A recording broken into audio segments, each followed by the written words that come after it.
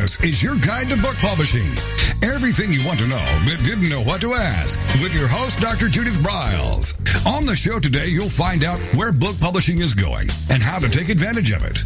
How to identify and avoid publishing predators. What opportunities are emerging as the book trade evolves in new forms. How to avoid losing money and much, much more. Join us now as a variety of publishing pros will deliver insights and strategies to take the author to the next level of publishing. It's your guide to book publishing. Everything you want to know but didn't know what to ask. Brought to you by AuthorU and the Book Shepherd. And now, here's your host, Dr. Judith Briles. Well, we're right in the middle of autumn, which is a beautiful, beautiful, beautiful time. Last week I was in New England, and the colors were fantastic. And it's really, nature's paintbrush can do so many amazing things. And that's what also your voice can. Your words can, but let's add your voice to it. So today's program is really going to focus on your voice, your words, speaking, getting paid to speak. And we're going to cover a variety of tips and tricks, some steps to go through. But the very first thing you've got to figure out is, what would you speak about? And maybe I should start it with, why should you speak? And here's why. You will sell tons of books.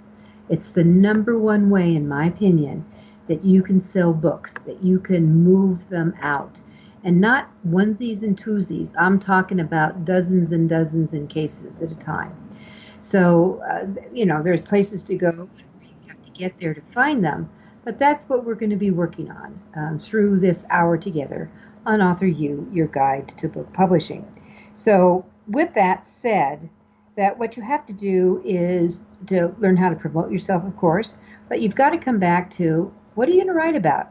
And, what did you write about? What's your expertise in? Because that's what you're going to speak about. You don't need to go find something brand new. And I know a lot of people have said to me, where I spent over 30 years on the international platform, I want to do just what you do. Could you tell me what I should speak about? No, I can't. You tell yourself. So, what is your expertise in? And even for you fiction writers, you have got immense expertise in the type of research, the genres, the themes, the conflict resolution, tricks, betrayal, all kinds of things that you can bring up to bring it together and make a successful presentation. So I've always done a kind of a 4-step. What's the problem, what's the cause, what's the effect, and what's the solution when I have done my writing, when I've done my speaking. And that what you want to understand is problems make the world go round. It's not money, that's a myth. It's problems. And people are trying to find solutions to problems. And if you're just looking for entertainment, you just need to escape. Your audiences want to just escape. Maybe you're a master storyteller. That's the problem you're going to address. And then your speaking skills will come in and move it forward.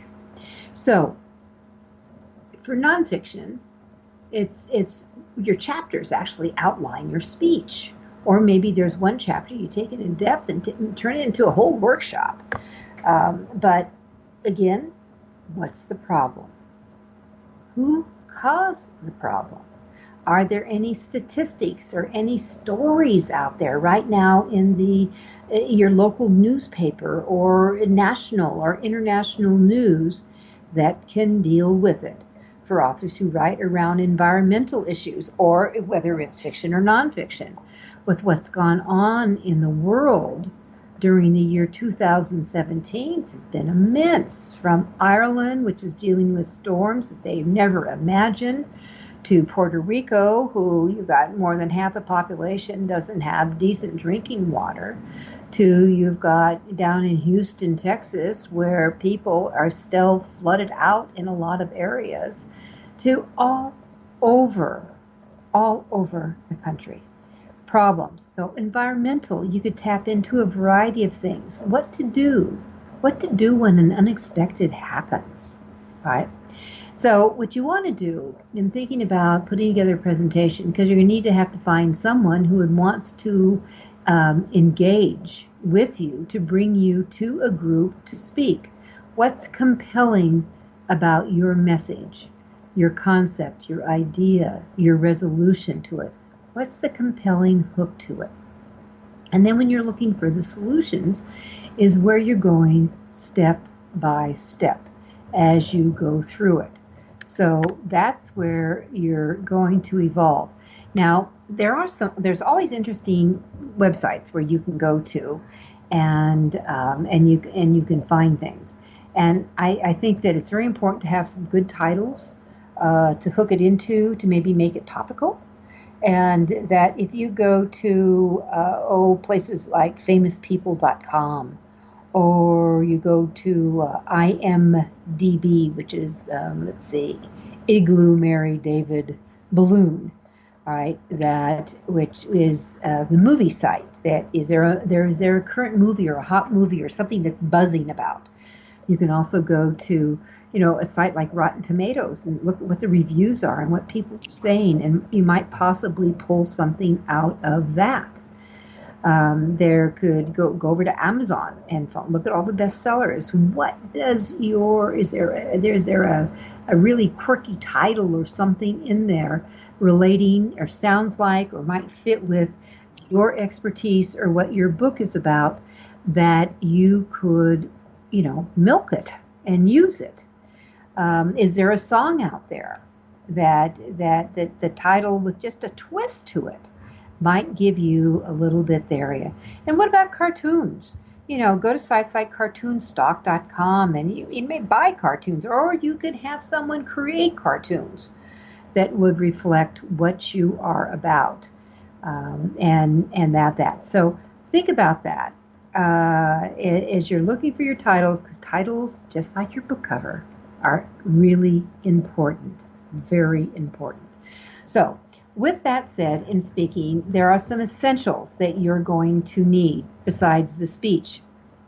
On your website, you are going to need and we have done a show. I would encourage you to go to back to the show page and scroll past shows. There's one I did on how to create the author or the speaker one sheet. It's essential that you create one and that you have one.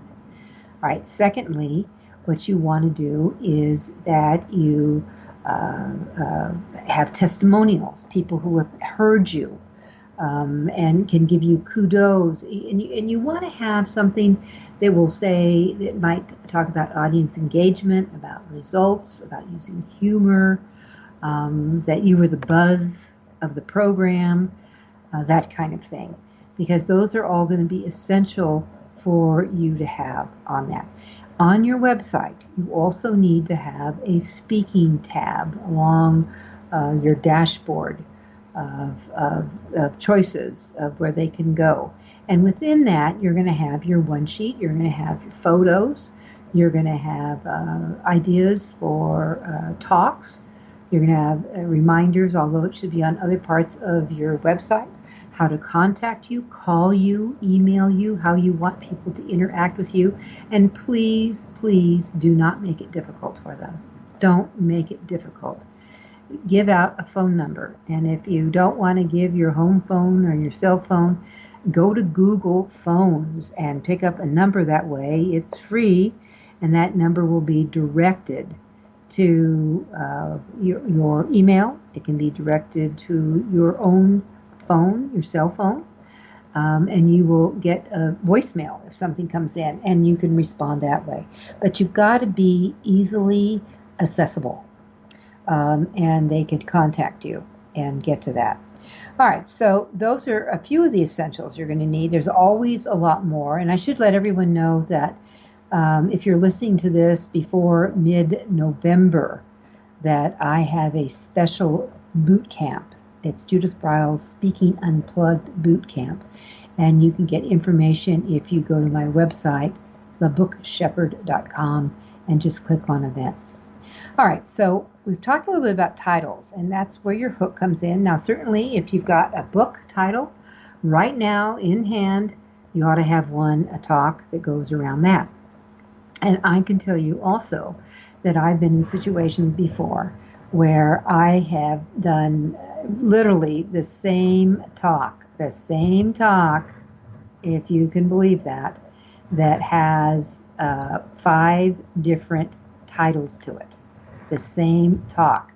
And it just is one of those things that people will resonate with a different title, and you need to understand that. So that will come across. So you've got your title, you're going to bring that in together, and now you're going to add on additional titles. Don't just be a one speech pony.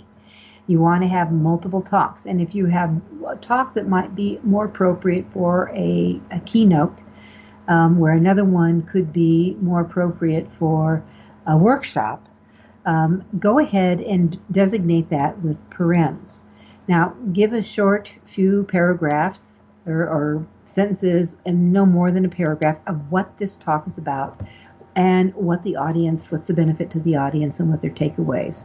And if my advice would be to come up with at least 3 talks that you can put on your website and let people know this is what you're about. And they're variations on the theme of what you currently do. So titles, you want that, and variations, you want descriptions of them so people know where they can go and for that. Now, the next thing that you're after is that what you've got to bring up as you start thinking about is what your key points are going to be, because this is your outline of your speech. As you go through it, you start identifying what's the key problems. Maybe you have something with multiple problems. You might have something with multiple takeaways, but you want to have your what we call key points. And that can be supported by some statistics, maybe something in the news. And remember, most of your audience is going to be visual, and whether you're going to be doing it in person, face-to-face, whether you're going to be doing it on a webinar, you're going to have visuals involved in play. The more original you can have, then you don't have to worry about any copyright violations, which is always, always critical. All right, we're going to take a quick break. We're going to come back. I'm going to spend a little bit more time on key points and how you can expand them or reduce them if the time.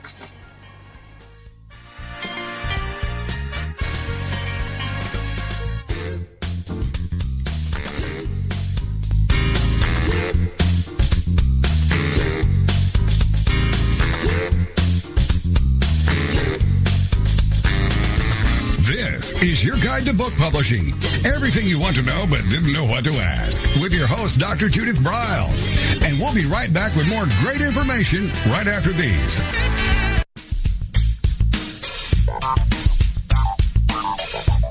Is there a book in you or another? AuthorU will show you how to create, develop, and publish your book without being hoodwinked. If you already have a book out, you'll find a supportive and brainstorming community that's connected and creative no matter where you live. AuthorU brings in national experts for its book camps and annual author extravaganza held each May. It has regular meetings and delivers webinars for its members on timely topics. Through AuthorU's extensive network, members enjoy exclusive benefits, including significant discounts for a variety of services necessary to publishing. The Resource, its online book publishing news magazine, is content-heavy and it's free. If you want to create a book that has pizzazz, punch, and panache, AuthorU is for you. If you're a hobbyist or a casual author, it's not. Join AuthorU today through its website at AuthorU.org. Follow AuthorU on Twitter at AuthorU and on Facebook at AuthorU, where timely author and publishing tips and articles are posted daily. AuthorU, where the author goes to become seriously successful.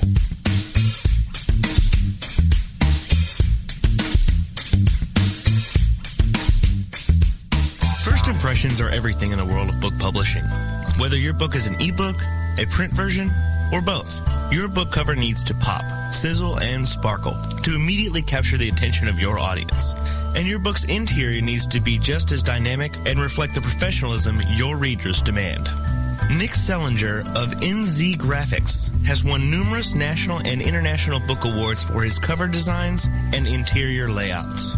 With over 20 years of experience in graphic design, he knows what it takes to create award-winning books and the many promotional pieces that authors need, such as posters, banners, postcards, one-sheets, business cards, logos, and more. Visit ncgraphics.com and see what authors and publishers have to say about their award-winning books and how NZ Graphics can make your book the success it was meant to be. That's nzgraphics.com. Welcome back to your guide to book publishing. Everything you want to know but didn't know what to ask. If you want to write and publish a book, if you want to be successful as an author, your guide to book publishing, everything you want to know but didn't know what to ask, is for you. Stay tuned and you'll hear about statistics, scenarios, and strategies on what to do now to get you published. So let's get back to the show. And here again is your host, Dr. Judith Briles. All right, so you've got your title. You've come up with some variations of it. For example, I had a book years ago called The Confidence Factor.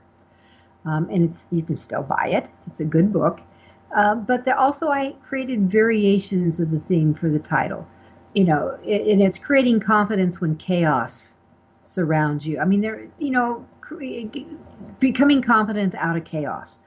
You could have other variables of that, but that you want to have something that will get the attention. So in marketing, especially with the internet, you've got to know what your keywords, what's the key word for your audience you're trying to attract, or the keywords, the hashtag type words that you would be using for when you're doing social media posts. Those may be the keywords that you need to have in the title of your talk. Now, taking that, moving into the key points that you're going to have, and this is where, again, I said before the break, this is where the outline of your book can be translated into your speech. For nonfiction, it's almost chapter by chapter. For fiction authors who are speaking, they're going to have to pull out some scenarios and some scenes, some of the dilemmas. There could even be some things about character development if they're talking at a writer's conference. But you bring those about, and then you start looking at, okay, so how can I enhance this point? So in a speech structure that you get, my first commandment, my first step, my first point, blah, blah, blah, and you state what it is. And then you may have a startling statistic that might support why they need to pay attention. There may be something currently that's buzzing around in the news that comes in and re-supports what you have. You may have some cartoons or some images that you have collected or picked up that you would be using it to accompany maybe in a PowerPoint type of presentation. You may decide to, as you set up your point, you may decide to come in and have an activity to engage your audience and to have them become more involved with what you are. And it's a good idea. I mean, I have done exercises with audiences of hundreds and hundreds and hundreds of people, as well as with, mini workshops with 25 and 50 people. It gives them a break. It gets them moving around. It pulls it away, and it also brings the attention about to you, because one of the problems in the speaking world today is technology. And some of the speakers have decided that I'm just going to get them online and have them do polls or vote or set up some kind of gadget within their presentation that encourages them to get on their mobiles.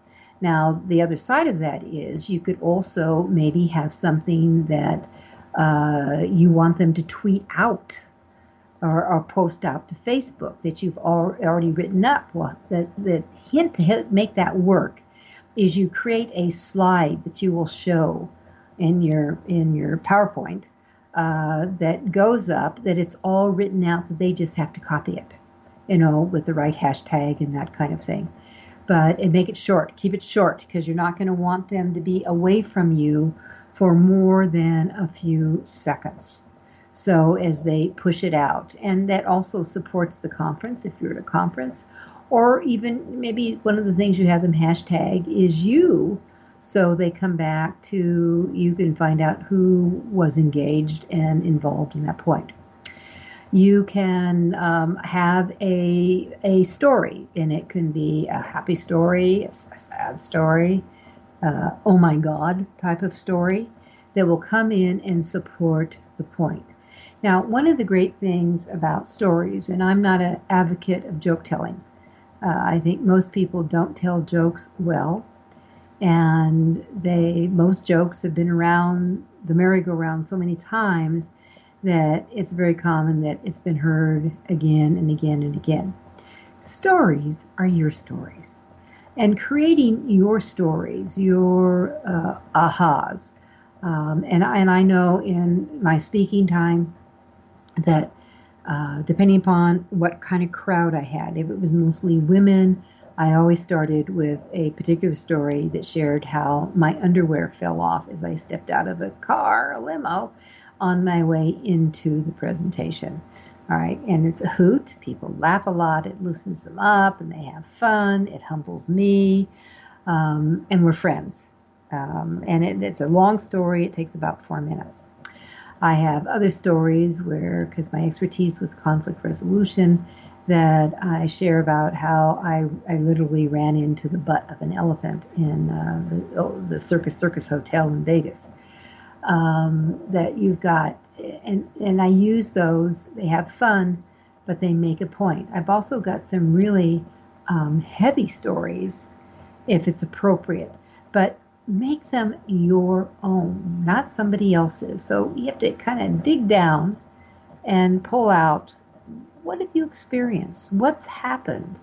And this is where you as an observer really go ahead of the game, and you can see what people are doing and what they're about, and just observing what's happening. I was in a cruise not too long ago, and just watching people from getting on buses and off buses and jockeying for position and going on tours, or just wandering around and being a tourist myself once in a while, that you never know what you're going to come across that just might be the perfect story that might fit in with one of your key points. So I'm going to tell you that, you've got recording devices on your mobiles, and if you're traveling around, you've got that phone with you, that I would dictate it really quickly so you don't forget it. Because if you're like me, that you get these ideas and your intentions are all there, you're going to write them down, you're going to do it, and it disappears. So, because something else comes in and takes the space. So, dictate things when you see it, and you can immediately use it. And I also find great lines from movies I watch or something from television where I think, oh my gosh, I can use that as an example. And by the way, when I say television, understand that your audiences are watching television and shows. And I spent over 20 years just speaking exclusively in the healthcare field. I watched every show that was around a healthcare theme because I knew my audience was watching them. And when I could pull out a storyline and hook it into something I was talking about, it helped me keep them engaged and stay connected. So you want to understand the point of bringing those kind of commonalities within your key points, stats, stories, exercises, and then before I exit a point, I always repeat it again, and then I go, the next point of building confidence is blah, blah, blah. And then you may go in, and sometimes you may not have a story for everything. Just time may not allow you to do it. But you may want to, report that stat might fit in here. Or maybe you just do the exercise. Something like that will come along. So that would be that.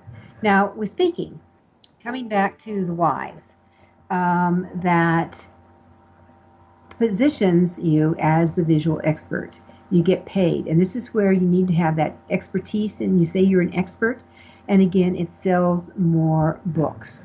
So you need the stories to support it. and you'll bring it in and you'll put it there on that. And also, make sure that within your point you have suggestions and how to fix something if you've given an illustration, and advice. So each one will have a remedy of how to deal with these kind of things. And again, your speaking is going to have a wave effect to it. You'll roller coaster people a little bit as you move them along in that. And then again, as I said, you do that, reiterate the point. Now, a lot of times people wonder about, should I do a Q&A? Should I have questions that come during it, and will they interrupt you? Well, keynote, no, you don't want to have questions. During workshops, depending on how long your session is, they may be a natural element to integrate throughout of it. My recommendation is that if your meeting planner insists on doing Q&A, and I'm not a fan of them because it takes away your energy and your power, and I would suggest you have a couple, either plant one or two, or you could say something like, when I was meeting many of the audiences, some of you repeated the same question. So I'm just going to throw out the question and then talk about it. Number one, it'll loosen them up. They'll come back and then start asking other questions. Don't do a close on a presentation, your speech, your closing story, your closing aha, your closing call to action before you take Q&A. What you want to do is finish it up, bring them all back, literally rope them in, bring them back, and then what you do is then you give your strong close with that. And that's really, it's a sandwich. So when I went through those elements of each one of those areas, and I usually add for each point, the point of wisdom, we could call it, 10 minutes. So it's point, story, an example, a suggestion, an exercise, an advice, reiterate the point, and then you move on to your next point. And that's where you start doing that structure and you fill it up that way. How long does it take to prepare a speech? Oh, I use the 8-to-1 ratio. For every hour, I have at least 8 hours of prep. We'll be right back. We're talking about speaking and getting paid for your words that come out of your mouth.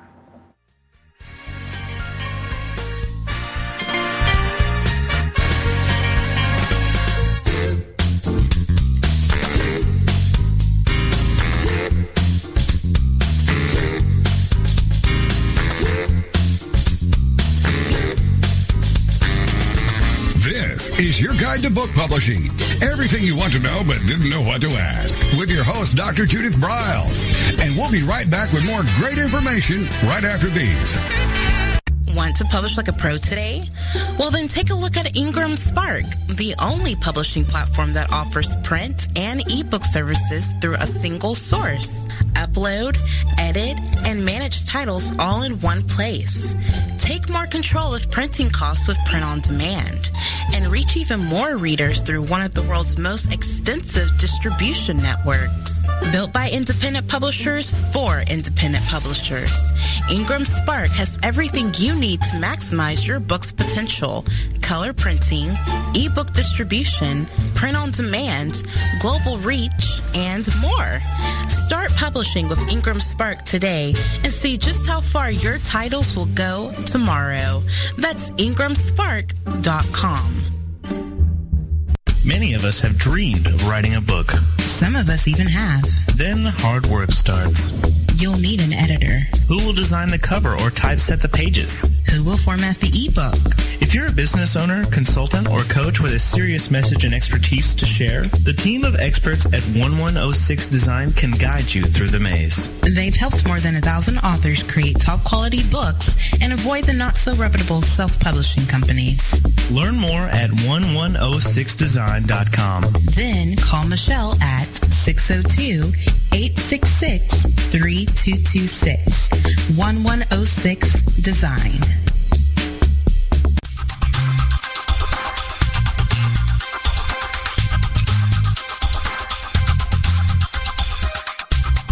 When When Ned Thompson and Harry Shore started Thompson Shore in 1972, they believed employees with great character would make up the best company. They were right.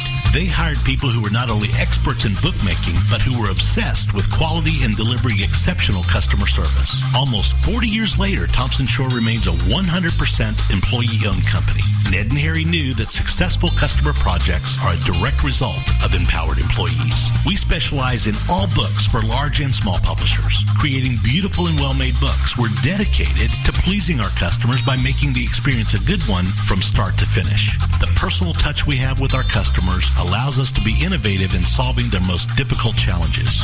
Our platform also ensures that we can remain flexible to meet our customers' unique needs and expectations. Our marketing kit can create buzz for your title, enhancing the promotion of your book during infancy. When you need to test the market to gauge your future sales, we can provide digitally printed books that will transition seamlessly into a larger offset run. From ebook to hard copy to delivery, our skillful customer service teams are at the ready to answer your most pressing question. At Thompson Shore, we know that making the highest quality books requires more than just best technologies. It requires superior customer service, professionalism to the trade, and commitment to environmental and social values. With these standards of excellence in place, you can be sure that we will always help you put your best book forward.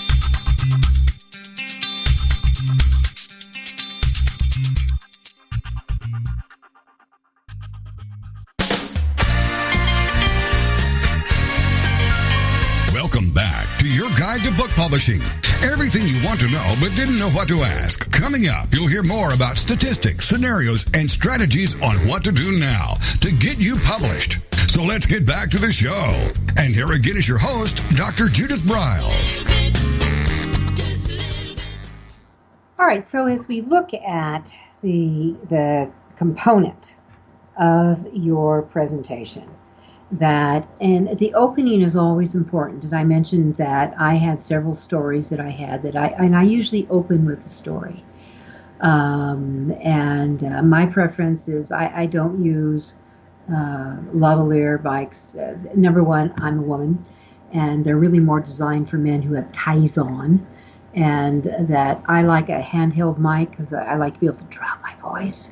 I like to be able to raise it. Sometimes I bang on it. For different types of effects. But as you open the presentation, what you want to think that that story will do it. It could even start with really a startling question, or maybe a challenging statement to capture your audience's attention. So that if I used to write books on money. And that years and years ago, my first staging of books were on money related. I was in financial planning for many years. I transitioned to conflict resolution for a couple of decades. And then all I do now is write about publishing and author writing related entities. But that if you have someone, the importance of saving money, if I was doing my money thing, I had a book on, teaching kids about money. Saving money to send a child possibly to college, I could maybe ask a question like this: how many of you can afford to send your kid to college right now? Now, I might do something like this. I could preface that right now with a big slide with just a dollar amount. And it could be what the average yearly amount is to send a child to college. It could be the full cost of 4 or 5 years to go to college, whatever you'd want to do. But I could just throw out a number, and I could ask my audience, does anyone know what this number is? Or I could recite the number, $43,012. $43,012. How many of you have spare cash of $43,012? Well, you better, because that's what's going to cost to send your kid to school in a year. So you could start doing those kind of types of things, and there's all kinds of areas that you can bring around that will fit with your topic area. This is where Google is your friend. You do research, you may already have the numbers on your fingertips, but something like that. to bring it about. You can start with really the story, as I mentioned, or you could talk about a quotation. And I think one of the tips that I always like to advise speakers is that imagine that you have individuals who are visually impaired. Now, it may be a partial impairment, or it could be totally full blindness, but they're impaired. Your words, the words you choose, the words you select, have to paint a visual picture so they can go on the journey with you, especially if you're using images and slides behind you. You've got to share with what they're about. The other thing that's also important is to try to survey your audience very quickly and see if you can determine if there's anyone who is hearing impaired. And I would always try to seek these people out. Sometimes there was even interpreters there, but I would make sure that I would try to position myself because they could be lip readers, and that would help them. So I would try to make sure that my mouth was in view as I spoke. You could have something else that would be kind of like an icebreaker. You could have a wacky, prop of some sort, or you could be very a poignant prop, but something that will engage them and grab them. The meat of your speech is really the most important part. Certainly the opening is the setup. It could be funny, it could be dead serious, but that's the setup. It's really what you go in the body or the content of what you have and how much depth that you can go into, so that you could have a statement of facts. You've got to have some proof. Like I did a lot of studies with a lot of my work, but the proof and your book could be your proof. And certainly, if appropriate, that it's okay to cite maybe some contrarian views as you go along. And then the closing, as you close it, it's always important to have a strong close. But that's the conclusion has got to have kind of a climax to it, because that's exactly what it is. It's the destination. You've brought them up to this point. Now what are you going to do with them? What's going to be your call to action for what you want them to do? And then what story are you going to bring into the party? Now, another thing about speaking is even the room. Sometimes you have no control over setups of a room. I used to have diagrams. I sent out my preference. I hate the bowling alley where you've got one big aisle going down the center and chairs on one side and chairs on the other. And literally, if I have the opportunity, I will get out there. I always show up early anyway. And I will do some rearranging. I actually will curve. I will curve the first 5 to 7 rows so they kind of envelop me a little bit. And the first 2 rows, I will get rid of the center. Maybe sometimes 3-4 rows, I get rid of that center bowling alley, and I will do a split kind of a quarter in on each side with the longer going around, so you don't have a sucking of your energy. And trust me, that is what happens for you. So those are on the setups. That's really important to understand that as you move into that. Now, the other thing is to really be tuned into your body language that you use and what you do with your body beforehand. So I'm going to tell you, don't eat heavy for at least 2 hours before any talk. Always make sure you check the mirror for your teeth and all that. But move your body. One of the most common things when speakers are introduced is they have been sitting. It could be at a table with the group. Maybe there's other programs going on and they're part of the audience and they're called up. My suggestion for you to do is to, as soon as you're at least 10 minutes before you're going to be introduced, is that you get out of your chair and move to the side of the room and start wiggling. Stretch your arms out and your legs, shake your legs out. Pee if you have to. But don't move from sitting from the stage. and that you want to yawn. And yawn is another really great tip because it lets energy in, it wakes up the old brain, and you're ready to go. You want to have a set written out. I would suggest you always send it ahead, but always carry copies, an introduction, just a couple of paragraphs, have it printed in a 14 to a 16 font so it can easily be read, and tell if you have a funny name or if there's a odd word within the introduction. What you want to do is you tell them, whoever your introducer is, how to pronounce it so that it gets it right. Don't let them wing it, because it is amazing. And sometimes if you're feeling unsure, you can introduce yourself, which often is a good idea. So those are just a couple of things to go on.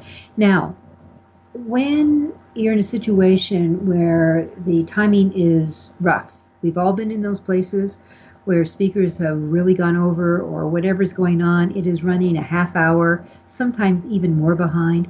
You can say to the planner, do you want me to get you back on track? Do you want me to do this? I can shorten it here so you can get back on schedule. Let them do the calling point. If you don't know where the planner is, you know what? I'd ask your audience.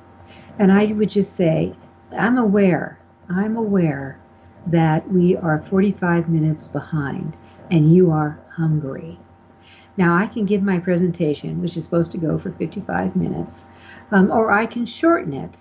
And if you love what you hear, why don't you bring me back next year? And when you do that, I'm going to tell you, they'll tell you to shorten it. You will be a hero and love it. So what do you do to set that up? You go with your opening story.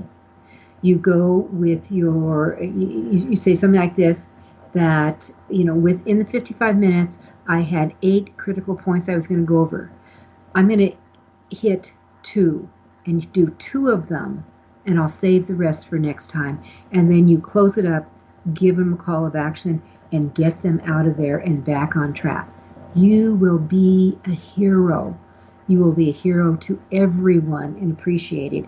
And I'm telling you, they'll come up and tell you how grateful they are if you have any books there to sell and they're around. So make sure you do something like that. Be prepared to do it. You can trim down and all that. All right, we're going to take our final break, and then we're going to come back and we'll talk about your audiences, your environments, and some other tips. This is Judith Briles. It's AuthorU, your guide to book publishing.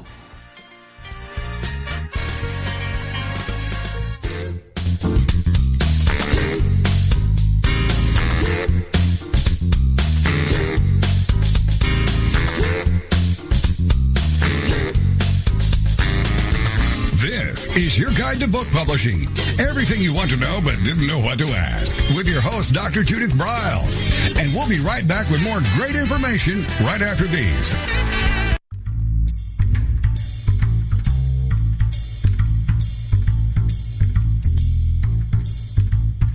The book shepherding concept is simple. The publishing world is changing, and so must you. You need an experienced shepherd and a guide to partner with you as you create, strategize, develop, publish, and achieve your publishing goals. You can't do it alone without paying the price. You can spend your money creating a book that turns out to be so-so, or you can create a book that looks and feels classy, builds your brand, and is a financial success, a bestseller. It's your choice. You choose. You need the book shepherd. Publishing is riddled with obstacles, sometimes nightmares for the author. You don't need problems. You want solutions. Dr. Judith Briles will shepherd you through the maze and the chaos. At times, she's had to step in and rescue a book that has been sabotaged by a publisher or by a publishing service provider, or sometimes even the author themselves. Judith Briles is the book shepherd if you want to create a book with no regrets. Give her a call today. 303-885-2207. That's 303-885-2207, or email her at judith@briles.com. By the way, Briles is spelled B-R-I-L-E-S. Follow Judith on Twitter at My Book Shepherd and on Facebook at The Book Shepherd.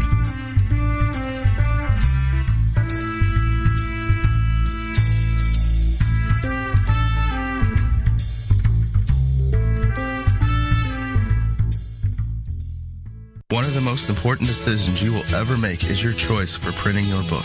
You are choosing a company which will be responsible for guiding you through the process and printing your book at a level of quality and detail that embraces your personal and creative needs. You want to choose a company that when your book finally arrives, you are delighted and ready to move on to the next level, and one that is customer focused. Choose King Printing Company and Addy Books to be that company that brings you to the next level. Go to kingprinting.com or call 978-458-2345 and ask for Tom Campbell.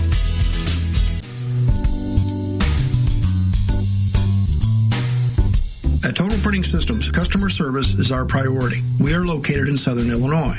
Our employees have an average of 18 years experience and know that customer relationships are important to our continued success. We have been a short-run book printer for nearly 40 years and always stay at the forefront of technology. Our niche is from 1 to 5,000 copies. Today, we offer digital, black and white, and 4-color high-speed inkjet printing, a cost-effective way to introduce color into your short-run titles. We, of course, offer traditional offset printing as well. Bindery is done in-house, from adhesive case binding to PUR perfect binding to mechanical binding of all types, including side sewing. We provide warehousing, kitting, distribution, inventory management, a new print-on-demand facility, streaming browser-based ebooks, and bookstore. Call us at 1-800-465-5200 for a quote on your next book project. You can also visit our website at www.tps1.com. Welcome back to your guide to book publishing. Everything you want to know but didn't know what to ask. If you want to write and publish a book, if you want to be successful as an author, your guide to book publishing, everything you want to know but didn't know what to ask, is for you. Stay tuned and you'll hear about statistics, scenarios, and strategies on what to do now to get you published. So let's get back to the show. And here again is your host, Dr. Judith Briles. One of the things that's important about speaking, and I have said this so many times, I've written it, I include it in my books, that it is so much easier to become a whale in the pond versus a sardine in the sea. So what do I mean by that? I'm talking about niche speaking.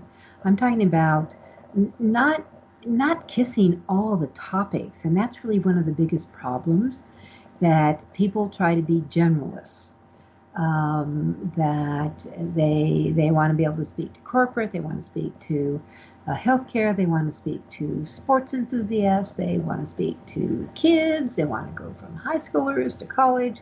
Guess what? It's not going to work. It's just not going to work.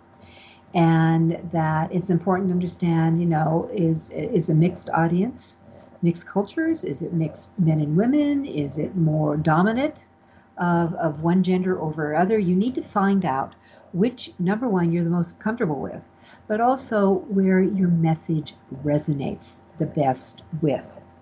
And that I shared earlier in the program that I've had like 3 components of where my writing has been. One, in the financial field, where I was a stockbroker and financial planner for 20 years, almost 20 years.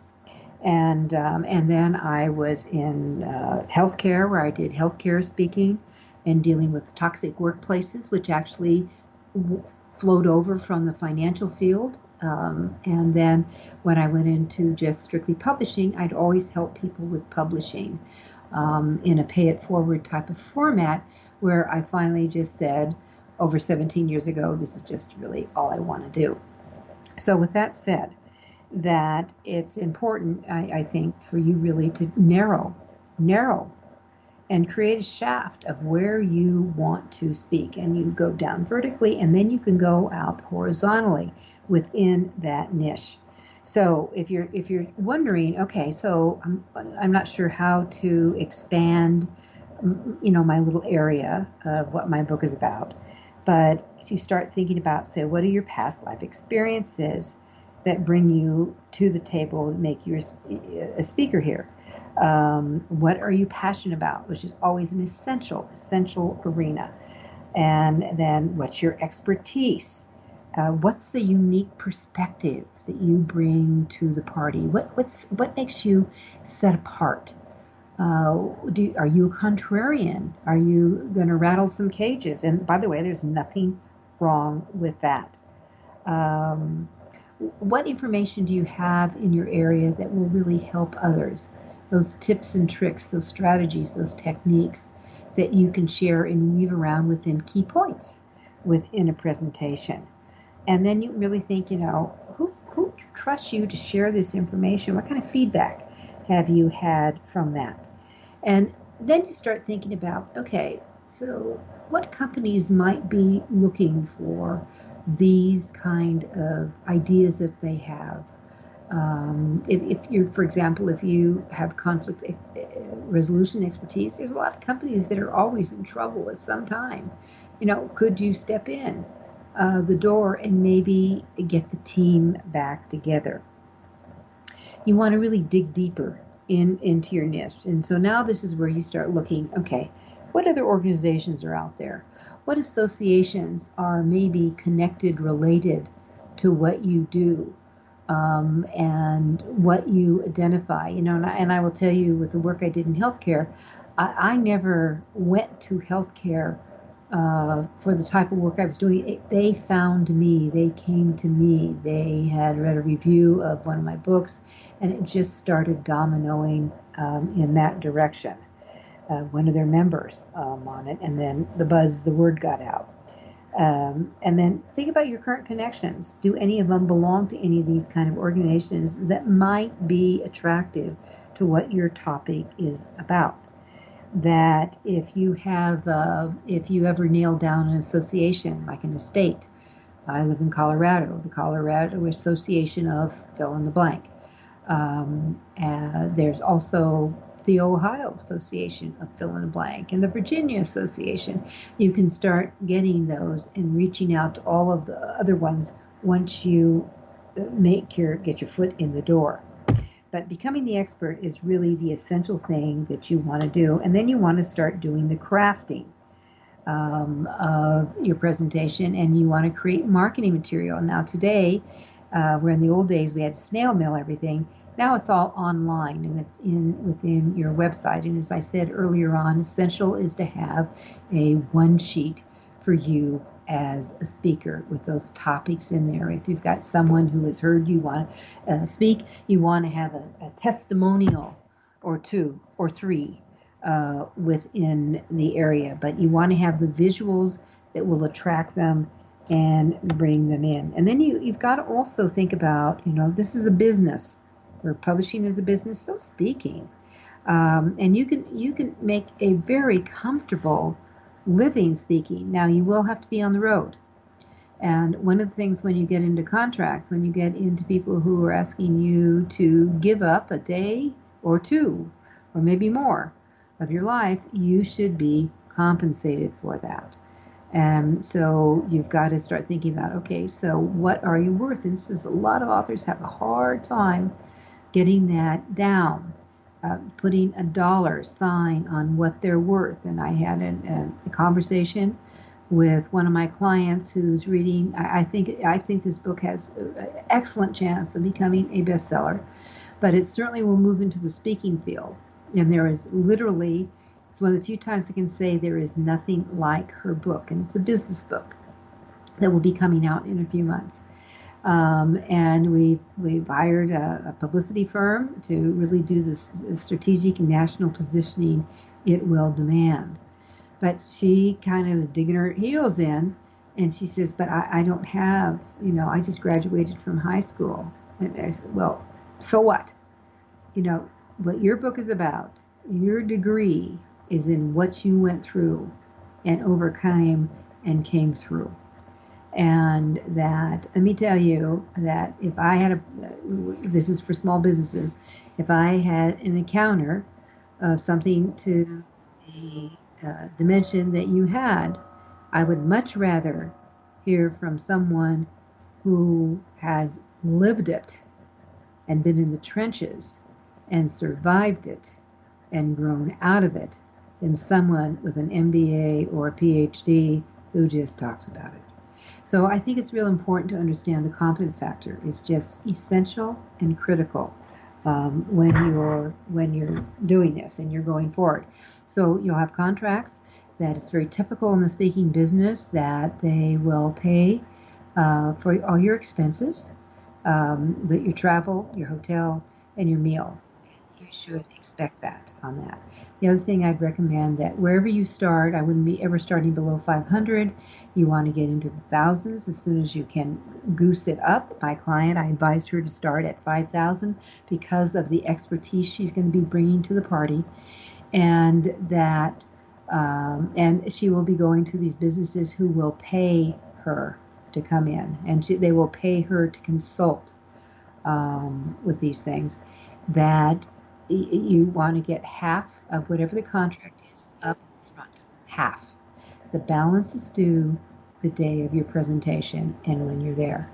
If you don't get paid, plus your expenses, anything you incurred, if you don't get paid, statistically, I'm going to tell you it's going to take 45 days if you don't leave with your final check with you. It doesn't mean they're dragging their heels. It's just, it's out of sight, out of mind. The event's over. We're moving on. So think about that. Now, when you go at that, I'm going to also tell you one of the strategies is please don't be a swooper speaker. A swooper speaker is someone who comes in, they fly in that morning or they drive over that morning and the event's been going on for a couple of days, and they give their presentation and they do a great job, and they split. And they're gone. They leave. They swoop in and they swoop out. That if your goal is to get referrals and interact with people and help them, which is, in my opinion, should be your goal, you're there to help, to inspire, to offer solutions, to entertain. If that's your goal, you need to hang out a little bit, because this is where people can say, I'm a member of a group and I think you'd be great. You can get contacts, names, and you follow up. And that goes into your marketing. And that's how I stayed booked at least a year in advance for all my presentations. So speaking is a way to make a living comfortably. It's also a way to sell a lot of books. So, and Alfred Hitchcock, the producer, director, had said, movies are like life with the dull parts left out. So are your talks. When you're creating a talk, you're going to have to cut out the mundane, and you're going to create fabulous palettes with colors, with ideas, and concepts.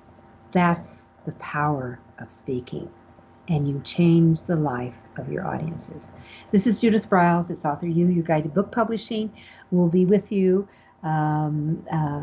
next week, and it's all about the reviews.